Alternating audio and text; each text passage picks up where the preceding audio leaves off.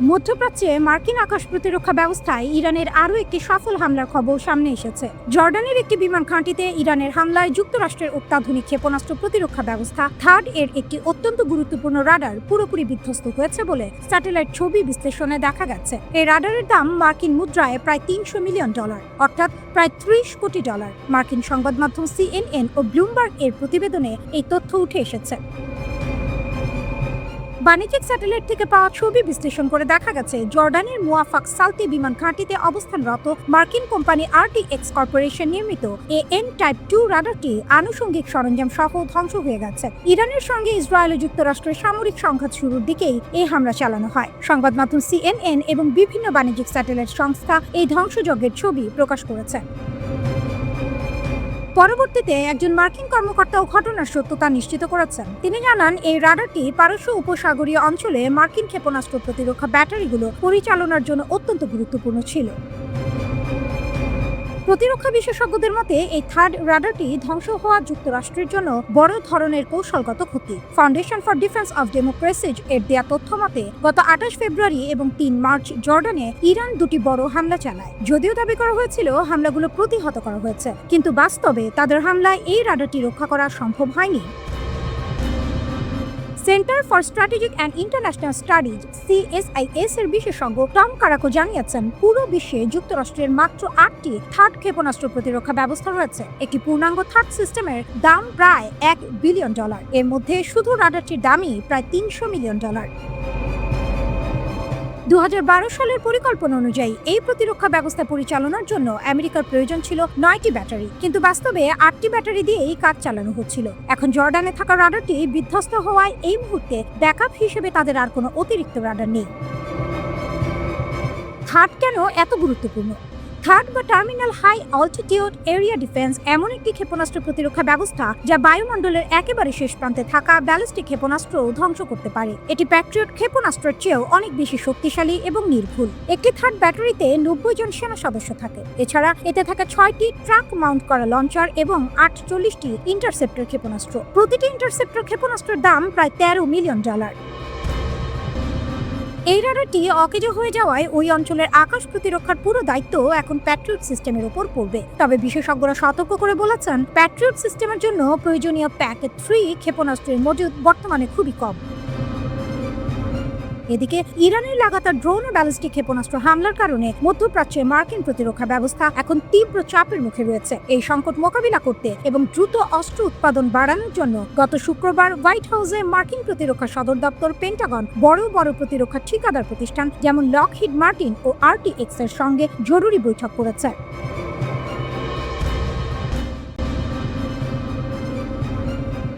মধ্যপ্রাচ্যে Iran, Israel এবং যুক্তরাষ্ট্রের মধ্যে চলমান সংঘাত এখন আরও ভয়াবহ রূপ নিচ্ছে। দীর্ঘদিনের উত্তেজনা, পাল্টাপাল্টে হামলা এবং সামরিক শক্তির প্রদর্শনের মধ্যেই এবার নতুন করে আলোচনায় এসেছে ইরানের শক্তিশালী ক্ষেপণাস্ত্র খুরাম-4। ইরান দাবি করেছে তারা এই ক্ষেপণাস্ত্র ব্যবহার করে ইসরায়েলের ভেতরে বড় ধরনের হামলা চালিয়েছে।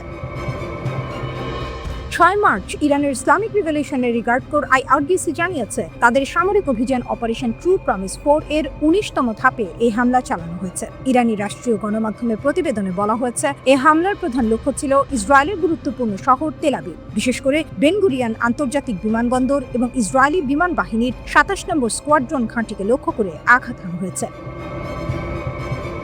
IRGCর বিবৃতিতে বলা হয়েছে, এই অভিযানটি ইয়া হাসান ইবনে আলী নামের সাংকেতিক কোড ব্যবহার করে পরিচালনা করা হয়। তাদের দাবি অনুযায়ী খুরাম-4 ক্ষেপণাস্ত্রগুলো সরাসরি নির্ধারিত লক্ষ্যবস্তুতে আঘাত করতে সক্ষম হয়েছে। ইরান আরও দাবি করেছে, ইসরায়েলের অত্যাধুনিক 7 স্তরের আকাশ প্রতিরক্ষা ব্যবস্থা এই হামলা ঠেকাতে ব্যর্থ হয়েছে। ইসরায়েলের এই প্রতিরক্ষা ব্যবস্থা দেশটির অন্যতম গর্ব হিসেবে বিবেচিত, কিন্তু ইরানের ভাষ্য অনুযায়ী একসঙ্গে বহু ড্রোন এবং ভারী ক্ষেপণাস্ত্রের আক্রমণ সেই সুরক্ষা বলয় ভেদ করে ফেলেছে। এই সমন্বিত হামলার ফলে তেল আবিব শহরের বিভিন্ন জায়গায় বড় ধরনের ধ্বংসযজ্ঞ ঘটেছে বলে ইরানি গণমাধ্যম দাবি করেছে। প্রত্যক্ষদর্শীদের উদ্ধৃতি দিয়ে বলা হয়েছে, ক্ষেপণাস্ত্র আঘাত করার পর সেখানে বড় ধরনের আগুন লাগে এবং বিভিন্ন স্থাপনায় ব্যাপক কাঠামোগত ক্ষতি হয়। সাম্প্রতিক বছরগুলোর মধ্যে এমন ঘটনা খুব কমই দেখা গেছে বলে দাবি করা হয়েছে। খুররামশার-4, যাকে খাইবার নামেও ডাকা হয়, ইরান প্রথম প্রকাশ্যে আনে 2023 সালে। এই ক্ষেপণাস্ত্রটি তৈরি করেছে ইরানের অ্যারোস্পেস ইন্ডাস্ট্রিজ অর্গানাইজেশন। দীর্ঘ গবেষণা ও উন্নয়নের ফল হিসেবে এটি তৈরি করা হয়েছে বলে বলা হয়। এই মিসাইলটি আগের সংস্করণগুলোর তুলনায় অনেক বেশি দ্রুতগতির এবং নির্ভুল। প্রায় 13.5 মিটার লম্বা এই ক্ষেপণাস্ত্রটির ওজন প্রায় 1.5 থেকে 2 টনের মতো। এটিকে মাঝারি পাল্লার ব্যালিস্টিক মিসাইল বলা হলেও এর সক্ষমতা অনেক দেশের আন্তঃমহাদেশীয় ক্ষেপণাস্ত্রের সমান বলে বিশেষজ্ঞরা মনে করেন। প্রতিরক্ষা বিশ্লেষকদের মতে এই ক্ষেপণাস্ত্রটির সবচেয়ে গুরুত্বপূর্ণ বৈশিষ্ট্য হলো এর গতি। উৎক্ষেপণের পর এটি শব্দের গতির প্রায় 16 গুণ বেশি, অর্থাৎ ম্যাক 16 গতিতে লক্ষ্যবস্তুর দিকে ছুটে যেতে পারে। আরেকটি গুরুত্বপূর্ণ বিষয় হলো মাত্র 15 মিনিটের প্রস্তুতিতেই এই ক্ষেপণাস্ত্র উৎক্ষেপণ করা সম্ভব। এই মিসাইলটির পাল্লা প্রায় 3000 কিলোমিটার পর্যন্ত। এর ফলে মধ্যপ্রাচ্যের যে কোনো জায়গা থেকে ইসরায়েলের প্রায় সব অঞ্চলে আঘাত হানার সক্ষমতা তৈরি হয়। খুররামশার-4 ক্ষেপণাস্ত্রের আরেকটি মারাত্মক বৈশিষ্ট্য হলো এর মাল্টিপল ওয়ারহেড বহনের ক্ষমতা। একটি মাত্র ক্ষেপণাস্ত্র প্রায় 1800 কেজি ওজনের বিস্ফোরক বহন করতে পারে। লক্ষ্যবস্তুর কাছে পৌঁছানোর পর এই বিস্ফোরক 80টি ছোট ছোট অংশে ভাগ হয়ে ছড়িয়ে পড়ে। এই ক্ষুদ্র ওয়ারহেডগুলো হাইপারসনিক গতিতে নিচের দিকে নেমে আসে, ফলে আকাশ প্রতিরক্ষা ব্যবস্থার রাডারের পক্ষে এগুলো শনাক্ত করা বা মাঝপথে ধ্বংস করা অত্যন্ত কঠিন হয়ে যায়।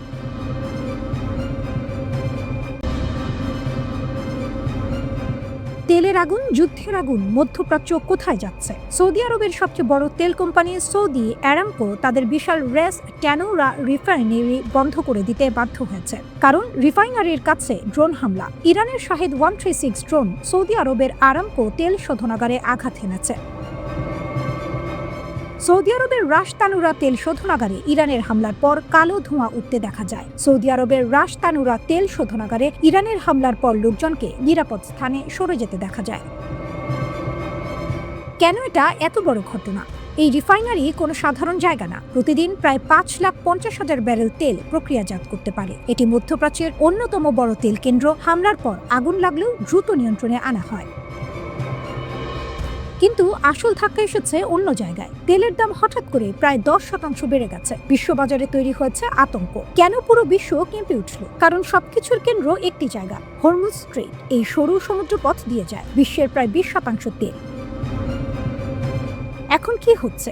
সরাসরি বন্ধ না হলেও জাহাজগুলো যেতে ভয় পাচ্ছে। অনেক কোম্পানি চলাচল বন্ধ রেখেছে। এর প্রভাব কি? খুব সহজভাবে বুঝুন। তেল কম মানে দাম বাড়ে, দাম বাড়ে মানে সবকিছু দামি হয়। ফলে মুদ্রাস্ফীতি বাড়তে পারে, বিশ্ব বাণিজ্য ধাক্কা খায়, পরিবহন খরচ বাড়ে, পুরো বিশ্ব অর্থনীতি চাপের মধ্যে পড়ে। যুদ্ধ এখন ছড়িয়ে পড়ছে। এটা শুধু তেল বা অর্থনীতি না, যুদ্ধ দ্রুত ছড়িয়ে পড়ছে। ইরানের মিত্র হিজবুল্লাহ সরাসরি যুদ্ধে নেমে গেছে। তারা ইসরায়েলি রকেট ও ড্রোন হামলা চালিয়েছে, যা 2024 সালের যুদ্ধবিরতির পর প্রথম বড় আক্রমণ। উত্তরের সীমান্তে নতুন আগুন। ইসরায়েলের উত্তর সীমান্ত এখন খুবই উত্তেজনাপূর্ণ। রকেট হামলা, ড্রোন ঢোকার চেষ্টা, সাইরেন বাজছে বারবার। তেল আবিবের ক্ষতি। তেল আবিবে ইরানের হামলায় অন্তত 40টি ভবন ক্ষতিগ্রস্ত, 200 এর বেশি মানুষ ঘর ছাড়তে বাধ্য, হোটেলে আশ্রয় নিতে হয়েছে। খামেনির মৃত্যু সবকিছুর কেন্দ্র।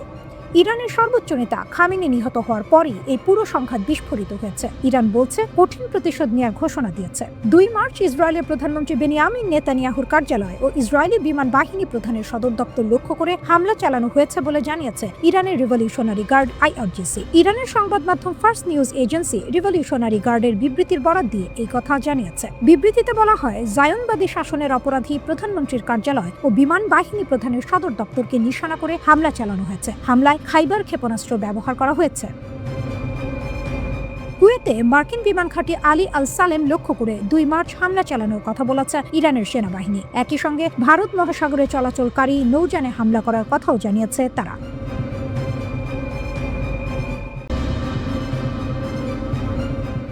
ইরানের ভয়ঙ্কর মিসাইল এত দ্রুত যে চোখে দেখা যায় না, এত চতুর যে মাঝপথেই দিক বদলায়, আর এত শক্তিশালী যে প্রতিরক্ষা ব্যবস্থা বিভ্রান্ত হয়ে যায়। এই অস্ত্রটাই এখন আলোচনায়।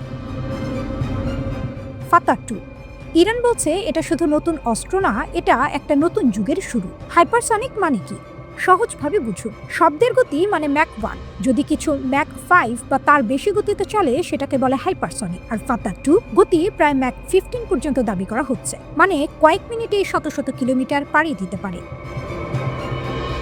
ফাতা-2 এত ভয়ঙ্কর কেন? এই মিসাইলের মূল শক্তি শুধু গতি না, বরং চালাকি। মাঝপথে দিক পরিবর্তন। সাধারণ মিসাইল সোজা যায়, কিন্তু ফাতা-2 আকাশে ঘুরতে পারে। Hypersonic glide vehicle. এটি উপরে গিয়ে আবার নিচে নেমে আসে, কম উচ্চতায় উড়ে রাডার ফাঁকি দেয়, খুব কম সময়ে আঘাত। প্রতিরক্ষা ব্যবস্থা বুঝে ওঠার আগেই আঘাত। কেন প্রতিরক্ষা ব্যবস্থা ব্যর্থ হতে পারে? আজকের সবচেয়ে শক্তিশালী ডিফেন্স সিস্টেমগুলো হলো Patriot missile system, third arrow missile system. কিন্তু সমস্যা হলো এগুলো তৈরি হয়েছে সোজা পথে আসা মিসাইল থামাতে। একজন প্রতিরক্ষা বিশেষজ্ঞ বলছেন ম্যাক 10 মিসাইল থামাতে হলে ম্যাক 30 গতির প্রতিরক্ষা দরকার, যা বাস্তবে সম্ভব নয়। মানে এই সিস্টেমগুলো হঠাৎ করে দুর্বল মনে হতে পারে। যুদ্ধক্ষেত্রে ব্যবহার কি জানা গেছে? ইরান দাবি করেছে 2025 সালের জুনে প্রথমবার এই মিসাইল ব্যবহার করা হয়। এটি ছিল অপারেশন ট্রু প্রমিস 3 এর অংশ। লক্ষ্য ছিল ইসরায়েলের সামরিক স্থাপনা। দাবি এই মিসাইল প্রতিরক্ষা ভেদ করতে পেরেছে। সোশ্যাল মিডিয়ায় কিছু ভিডিও ভাইরাল হয়েছে। প্যাট্রিয়ট মিসাইল ছোড়া হচ্ছে, কিন্তু লক্ষ্যবস্তুতে আঘাত করতে পারছে না। বিশেষ করে কাতারের আল উদেদ এয়ারবেস এলাকায় এমন ঘটনা দেখা গেছে বলে দাবি, তবে সব তথ্য স্বাধীনভাবে যাচাই করা হয়নি। ফাতা-2 এর ক্ষমতা, রেঞ্জ প্রায় 1400 কিলোমিটার, গতি ম্যাক 15 পর্যন্ত, ডিজাইন 2 ধাপ, বৈশিষ্ট্য দ্রুত, নিচু দিয়ে উড়ে, মাঝপথে দিক বদলায়। মানে ধরা কঠিন, থামানো আরো কঠিন। সীমাবদ্ধতাও আছে, সবকিছুই নিখুঁত না। এই মিসাইল তৈরি করা খুব ব্যয়বহুল। কতগুলো আছে তা অজানা। বাস্তবে কতটা কার্যকর এখনো পুরোপুরি প্রমাণ হয়নি। ইসরায়েলি সেনাবাহিনীর গুরুত্বপূর্ণ স্থাপনায় হামলা চালিয়েছে ইরান। দেশটির Islamic revolutionary guard corps IRGC জানিয়েছে তাদের ক্ষেপণাস্ত্র ও ড্রোন হামলার 11তম ধাপে ইসরায়েলের বীর সেবা শহর লক্ষ্যবস্তু করা হয়েছে। 2 মার্চ আল জাজিরার প্রতিবেদনে এই তথ্য জানানো হয়েছে। প্রতিবেদনে দাবি করা হয়েছে যে ওই শহরে অবস্থিত ইসরায়েলি সেনাবাহিনীর যোগাযোগ শিল্প কমপ্লেক্সে আঘাত হানা হয়েছে। পরে সংস্থাটি একটি ভবনের ছবি পোস্ট করে দাবি করে যে এটিই বীর সেবা শহরের সেই লক্ষ্যবস্তু, যেখানে বেশ কিছু বড় আন্তর্জাতিক কোম্পানির কার্যালয় অবস্থিত, যার মধ্যে মাইক্রোসফটও আছে।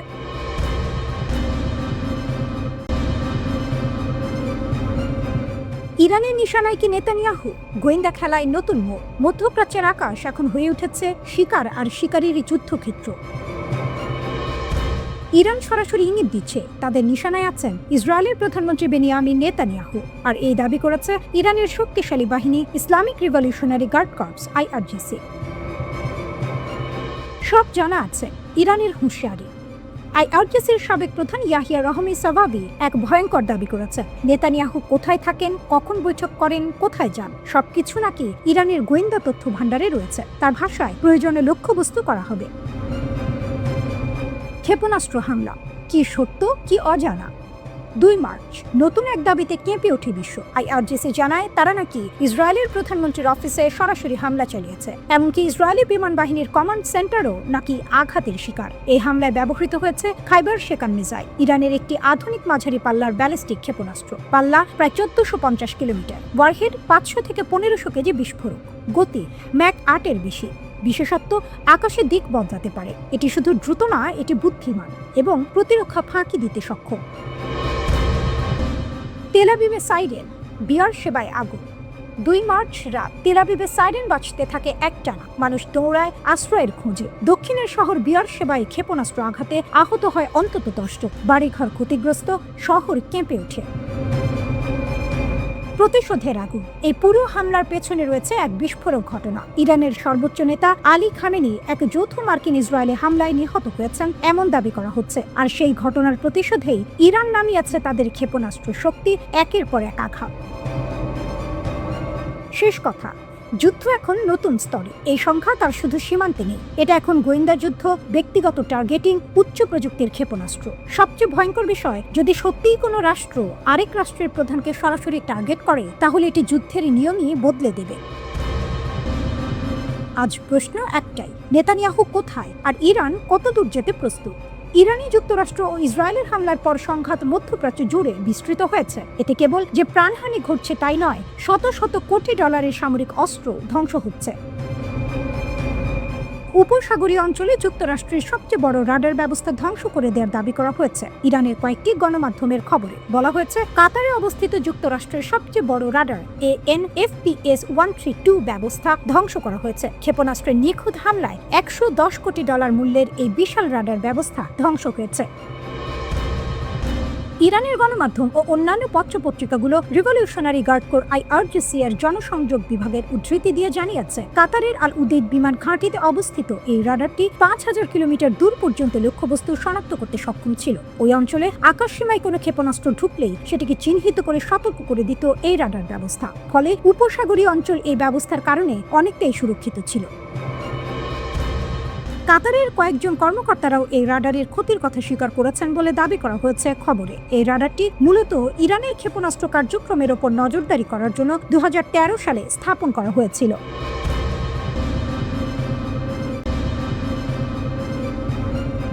তারা আঘাত হানছে দুবাই, আবুধাবি, বাহরাইনের মানামা, ইরাকের সামরিক ঘাঁটি, পাশাপাশি সৌদি আরবের রামকো স্থাপনায়। এই হামলাগুলো পশ্চিম এশিয়ার বিস্তৃত সংঘাতে ইরানের শক্তির প্রদর্শন।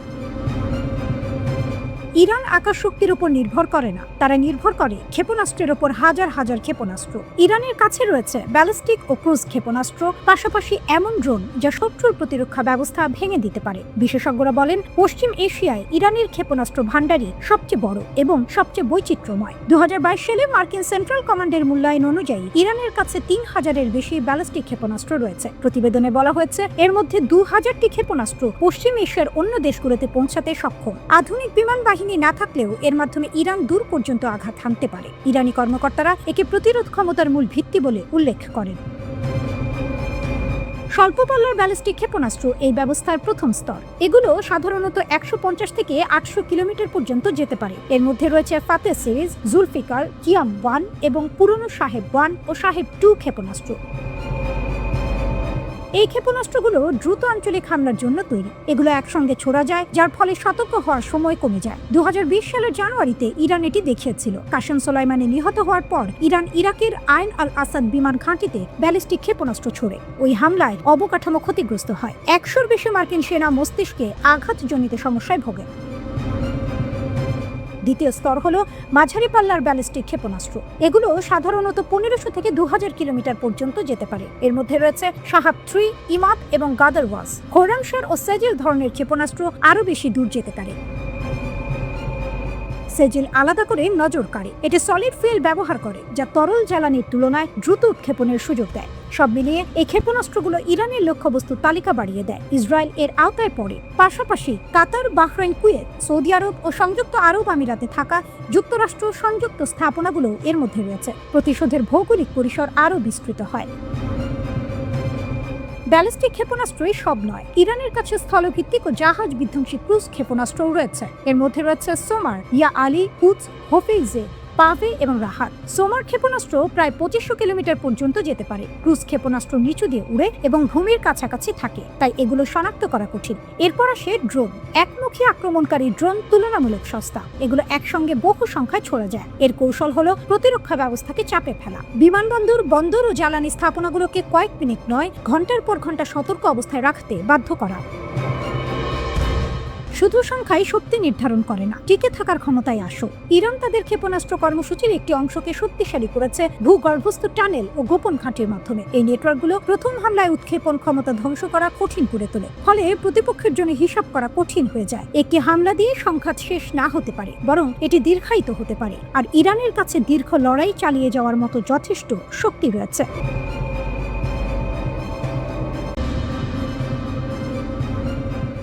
ফাতা 2 ইরানের মারাত্মক ক্ষেপণাস্ত্র। প্রভাবশালী সামরিক সাময়িকী মিলিটারি ওয়াচ ম্যাগাজিন এক প্রতিবেদনে জানিয়েছে, ইরানের তৈরি এই ফাতা 2 হাইপারসনিক ক্ষেপণাস্ত্রকে বর্তমান বিশ্বের প্রচলিত কোনো আকাশ প্রতিরক্ষা ব্যবস্থায় কার্যত ঠেকাতে পারছে না। এই দাবির পেছনে শুধু তত্ত্ব নয়, আছে বাস্তবের ইঙ্গিত। প্রতিবেদন অনুযায়ী সাম্প্রতিক অভিযানে ইসরায়েলের উচ্চ মূল্যের সামরিক লক্ষ্যবস্তুতে অন্তত 3টি সফল আঘাত হেনেছে এই ক্ষেপণাস্ত্র। অর্থাৎ এটি শুধু কাগজে কলমে শক্তিশালী নয়, বাস্তব যুদ্ধক্ষেত্রেও তার ক্ষমতার প্রমাণ রাখছে। কিন্তু প্রশ্ন হচ্ছে, কেন এটি এত ভয়ঙ্কর? উত্তর লুকিয়ে আছে এর প্রযুক্তিতে। ফাতা 2 ব্যবহার করে হাইপারসনিক গ্লাইড ভেহিকেল বা HGV প্রযুক্তি। এটি সাধারণ ব্যালিস্টিক ক্ষেপণাস্ত্রের মতো সরল পথে চলে না, বরং বায়ুমণ্ডলের ওপরের স্তরে উঠে গিয়ে হঠাৎ দিক পরিবর্তন করে, গতিপথ বদলায়, কখনো নিচে নামে, আবার উপরে ওঠে, ঠিক যেন আকাশে ছুটে চলা এক বুদ্ধিমান শিকারী। এই অপ্রত্যাশিত গতিবিধির কারণেই এটি রাডারের চোখ ফাঁকি দিতে পারে। প্রচলিত প্রতিরক্ষা ব্যবস্থা যেখানে নির্দিষ্ট গতিপথ ধরে লক্ষ্যবস্তু ধ্বংস করতে চায়, সেখানে ফাতা 2 নিজের পথ নিজেই বদলে নেয়, ফলে সেটিকে ট্র্যাক করা প্রায় অসম্ভব হয়ে পড়ে। আর আছে এর গতি, যা আতঙ্কের মূল। ফাতা 2 ছুটতে পারে শব্দের গতির 10 গুণ বেশি, অর্থাৎ ম্যাক 10 গতিতে। এমন গতিতে কোনো বস্তু এগোলে সেটিকে থামাতে হলে প্রতিরক্ষা ব্যবস্থাকে আরও দ্রুত হতে হবে। ইসরায়েলের শীর্ষ প্রতিরক্ষা প্রতিষ্ঠান রাফায়েল অ্যাডভান্স ডিফেন্স সিস্টেমস এর ভাইস প্রেসিডেন্ট ইউভান বাসাস্কি একসময় স্বীকার করেছিলেন, বর্তমানের প্রতিরক্ষা প্রযুক্তি এই চ্যালেঞ্জ মোকাবিলায় প্রস্তুত নয়। তার মতে ম্যাক 10 গতির ক্ষেপণাস্ত্র থামাতে হলে ইন্টারসেপ্টরকে প্রায় ম্যাক 30 গতিতে পৌঁছাতে হবে। কিন্তু এখানেই আসে বাস্তবতার দেয়াল। বায়ুমণ্ডলের ঘর্ষণ এমন উচ্চ গতিকে কার্যত অসম্ভব করে তোলে, অর্থাৎ প্রযুক্তি যতই উন্নত হোক, প্রকৃতির নিয়মের সামনে তা থমকে যায়। এই কারণেই সামরিক বিশ্লেষকরা বলছেন, যুক্তরাষ্ট্র ও ইসরায়েলের বর্তমান আকাশ প্রতিরক্ষা ব্যবস্থা ইতিমধ্যেই চাপে ছিল। ইরানের পুরনো ব্যালিস্টিক ক্ষেপণাস্ত্রের বিরুদ্ধেই তারা হিমশিম খাচ্ছিল। তার উপর এখন যুক্ত হয়েছে হাইপারসনিক প্রযুক্তির এই নতুন স্তর। এ যেন এক নতুন সমীকরণ, যেখানে প্রতিরক্ষা পিছিয়ে পড়ছে আর আক্রমণ এগিয়ে যাচ্ছে দ্রুত গতিতে। ইসরায়েল অবশ্য বসেনি, তার একটি বিশেষ জোন ডিফেন্স মডেল তৈরির কথা ভাবছে, যেখানে নির্দিষ্ট এলাকায় বহুস্তর প্রতিরক্ষা তৈরি করা হবে। কিন্তু এই পরিকল্পনা বাস্তবায়ন করতে সময় লাগতে পারে কয়েক দশক, খরচ হতে পারে বিলিয়ন ডলার। অর্থাৎ সমাধান আছে, কিন্তু তা এখনই নয়। বর্তমান বাস্তবতায় সামরিক বিশ্লেষকদের একটাই স্পষ্ট ধারণা, ফাতা 2 এখন এমন এক অস্ত্র যা প্রতিরক্ষা প্রাচীরকে অতিক্রম করার ক্ষমতা রাখে প্রায় বাধাহীনভাবে। যুক্তরাষ্ট্র ও ইসরায়েলি লক্ষ্যবস্তুর বিরুদ্ধে চলমান অপারেশন ট্রু প্রমিস 4 অভিযানে ইরানের ইসলামী বিপ্লবী গার্ড কোর IRGC এর নৌ ইউনিটের আত্মঘাতী ড্রোনগুলো অত্যন্ত গুরুত্বপূর্ণ ভূমিকা পালন করছে। যুদ্ধের চতুর্থ দিনে একটি বিশেষ কৌশলগত পরিবর্তন লক্ষ্য করা গেছে, যেখানে IRGCর অ্যারোস্পেস ফোর্স এবং নেভি ইউনিটের মধ্যে সুনির্দিষ্ট দায়িত্ব ভাগ করে দেওয়া হয়েছে। প্রাপ্ত তথ্যানুযায়ী পারস্য উপসাগরীয় অঞ্চলে অবস্থিত মার্কিন সামরিক ঘাঁটিগুলোতে আঘাত হানার মূল দায়িত্ব এখন IRGC নেভির ওপর ন্যস্ত করা হয়েছে।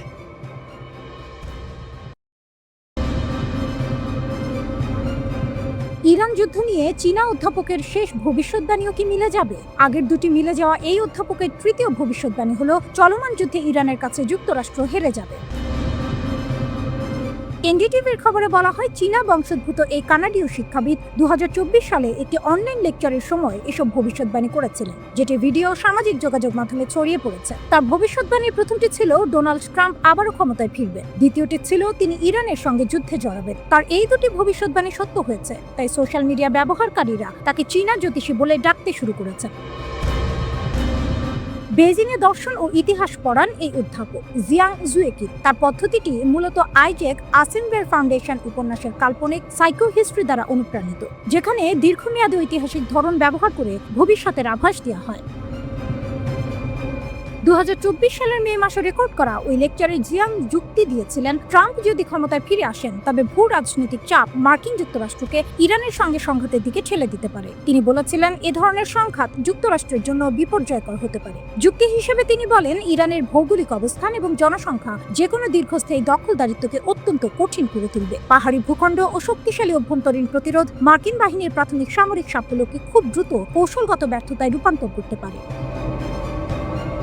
জিয়াং জুয়েকিনের ভবিষ্যদ্বাণী সত্যি হতে চলেছে। ইরানের আক্রমণে কোণঠাসা মধ্যপ্রাচ্যের মার্কিন ঘাঁটি, নতুন করে বিস্ফোরণের শব্দ শোনা গেল কাতারের দোহা ও বাহরাইনের মানামায়, যাকে ঘিরে মধ্যপ্রাচ্যে আতঙ্ক ছড়ালো। গোটা সংযুক্ত আরব আমিরাত জুড়ে জারি করা হয়েছে এমার্জেন্সি অ্যালার্ট। সেখানে বলা হয়েছে, সম্ভাব্য মিসাইল হামলা এড়াতে সকলেই যেন নিকটতম নিরাপদ ভবনে গিয়ে আশ্রয় নেন।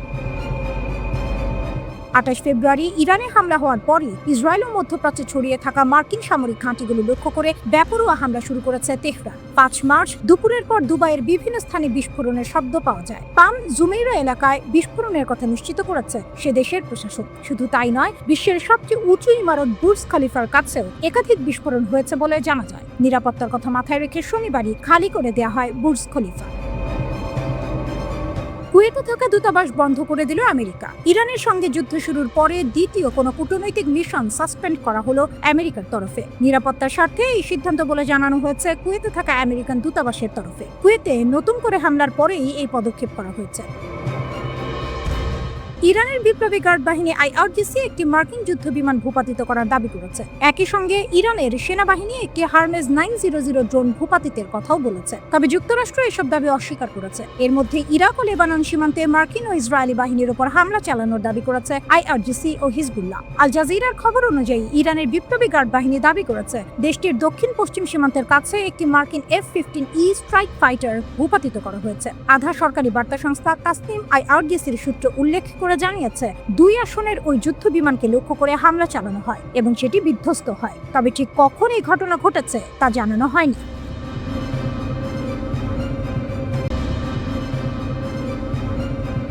ইরান বনাম যুক্তরাষ্ট্র ইসরায়েল কি অস্ত্র ব্যবহার করছে তেহরান? মধ্যপ্রাচ্যের আকাশে আগুনের রেখা ছুটে যাচ্ছে, কোথাও সাইরেন বাজছে, কোথাও বিমান ঘাঁটি অন্ধকারে। এই পরিস্থিতিতে প্রশ্নটা খুব সরল, ইরান কি দিয়ে লড়ছে? সবচেয়ে বড় অস্ত্র ক্ষেপণাস্ত্র। ইরানের যুদ্ধের মূল শক্তি হল মিসাইল বা ক্ষেপণাস্ত্র, কারণ তাদের বিমান বাহিনী খুব আধুনিক না হলেও ক্ষেপণাস্ত্র দিয়ে তারা 1000 কিলোমিটার দূরে আঘাত করতে পারে। ইরানের ক্ষেপণাস্ত্র 3 ধরনের: স্বল্প পাল্লার 150 থেকে 800 কিলোমিটার, কাছের টার্গেটে দ্রুত হামলার জন্য যেমন ফাতে কিয়াম, যুদ্ধ শুরুতেই সারপ্রাইজ অ্যাটাক দিতে ব্যবহার হয়। সুবিধা: খুব দ্রুত ছোড়া যায়, থামানো কঠিন। মাঝারি পাল্লার 1500 থেকে 2000 কিলোমিটার, ইসরায়েল, সৌদি আরব, কাতারের মতো দূরের লক্ষ্যবস্তুতে আঘাত করতে পারে, যেমন শাহাব 3, সেজিল। এগুলো ইরানের মেইন অ্যাটাক ওয়েপন। দূর পাল্লার 2500 কিলোমিটার পর্যন্ত, পুরো মধ্যপ্রাচ্য কভার করতে পারে। মার্কিন ঘাঁটি, বড় শহর সবই এর রেঞ্জে। সহজভাবে বলে ইরান বসে থেকেও অনেক দূরে আঘাত করতে পারে। ক্রুজ মিসাইল, রাডারকে ফাঁকি দেয়া অস্ত্র। ক্রুজ মিসাইল একটু আলাদা, এগুলো নিচু দিয়ে উড়ে পাহাড় ভূমির সাথে মিশে যায়, ফলে রাডার সহজে ধরতে পারে না। উদাহরণ সুমার, হোভেইজে। সবচেয়ে বিপজ্জনক দিক: drone, ballistic missile, cruise missile একসাথে এলে ডিফেন্স সিস্টেম ওভারলোড হয়ে যায়। ড্রোন সস্তা কিন্তু মারাত্মক। ড্রোন হচ্ছে ইরানের গেম চেঞ্জার। এগুলো সস্তা, একসাথে অনেকগুলো পাঠানো যায়, ওয়েভ আকারে আক্রমণ করে। একটার পর একটা ড্রোন আসতে থাকলে প্রতিরক্ষা ব্যবস্থা ক্লান্ত হয়ে পড়ে। ব্যবহার: বিমানবন্দর বন্ধ করে দেয়া, তেল স্থাপনায় হামলা, ঘন্টার পর ঘন্টা আতঙ্ক তৈরি। ভূগর্ভস্থ মিসাইল শহর। ইরান শুধু অস্ত্র বানায় না, সেগুলো লুকিয়েও রাখে। তারা তৈরি করেছে ভূগর্ভস্থ টানেল, গোপন লঞ্চ প্যাড, পাহাড়ের ভিতরে ঘাঁটি। ফলে শত্রু হামলা করলেও সব মিসাইল ধ্বংস করা প্রায় অসম্ভব। হরমুজ প্রণালী, অর্থনীতির ওপর আঘাত। এটা খুব গুরুত্বপূর্ণ। হরমুজ প্রণালী দিয়ে যায় বিশ্বের অনেক তেল। ইরান কি করতে পারে? জাহাজে হামলা, মাইন পেতে রাখা, দ্রুত নৌকা দিয়ে আক্রমণ, ড্রোন ব্যবহার। ফল তেলের দাম বেড়ে যায়, বিশ্ব অর্থনীতি কেঁপে ওঠে। নতুন হুমকি: হাইপারসনিক মিসাইল। ইরান ফাত্তা নামের হাইপারসনিক মিসাইল দেখিয়েছে। দাবি অত্যন্ত দ্রুত, শব্দের গতির চেয়ে অনেক গুণ বেশি। থামানো প্রায় অসম্ভব। তবে বাস্তবে কতটা কার্যকর এটা এখনো পুরোপুরি নিশ্চিত নয়। ইরানের কৌশল কি? ইরান একবারে সব শক্তি ব্যবহার করে না। তাদের স্ট্র্যাটেজি ছোট ছোট ধারাবাহিক হামলা, ড্রোন আর মিসাইল একসাথে, শত্রুকে ক্লান্ত করে দেয়া। মেসেজটা পরিষ্কার, এটা ছোট যুদ্ধ না, দীর্ঘ যুদ্ধ।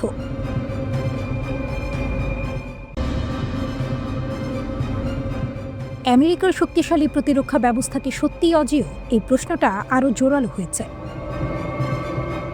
ইরানের হুঁশিয়ারি, যুদ্ধ দীর্ঘ হবে।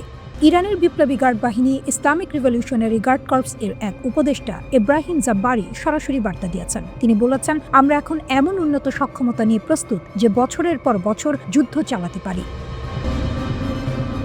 আরও ভয়ঙ্কর তথ্য: যুদ্ধের শুরুতেই ইরান তাদের সবচেয়ে নিচের স্তরের অস্ত্র ব্যবহার করছে। সময় যত যাবে তারা ব্যবহার করবে আরও শক্তিশালী মিসাইল, এমন অস্ত্রও সামনে আনবে যা এখন পর্যন্ত গোপন রাখা হয়েছে। মানে সহজভাবে এই যুদ্ধ এখনো পূর্ণ শক্তিতে শুরুই হয়নি। আমেরিকার প্রতিরক্ষা সত্যিই কি ব্যর্থ? আমেরিকার প্রতিরক্ষা ব্যবস্থা কি কাজ করছে? রিপোর্ট বলছে, প্যাট্রিয়ট মিসাইল সিস্টেম কিছু ক্ষেত্রে ইরানের মিসাইল ঠেকাতে ব্যর্থ হয়েছে। কিছু ভিডিওতে দেখা গেছে অন্তত 3টি ইন্টারসেপ্টর মিসাইল লক্ষ্যভ্রষ্ট হয়েছে। সাধারণত কি হয়? একটি মিসাইল ঠেকাতে 2টি ইন্টারসেপ্টর ছোড়া হয়, কিন্তু এখানে 3টি ছোড়া হলেও টার্গেট মিস করেছে বলে দাবি। বাস্তব যুদ্ধের চাপ তত্ত্বের চেয়ে অনেক কঠিন এবং প্রতিরক্ষা ব্যবস্থা সবসময় সফল হয় না। $1.1 বিলিয়ন ধাক্কা, রাডার ধ্বংস। আরও বড় দাবি এসেছে, ইরান নাকি যুক্তরাষ্ট্রের একটি অত্যাধুনিক রাডার ধ্বংস করেছে। এই রাডারটি হল AN/FPS-132 রাডার। অবস্থান কাতার। মূল্য প্রায় $1.1 বিলিয়ন। এই রাডার কি করত?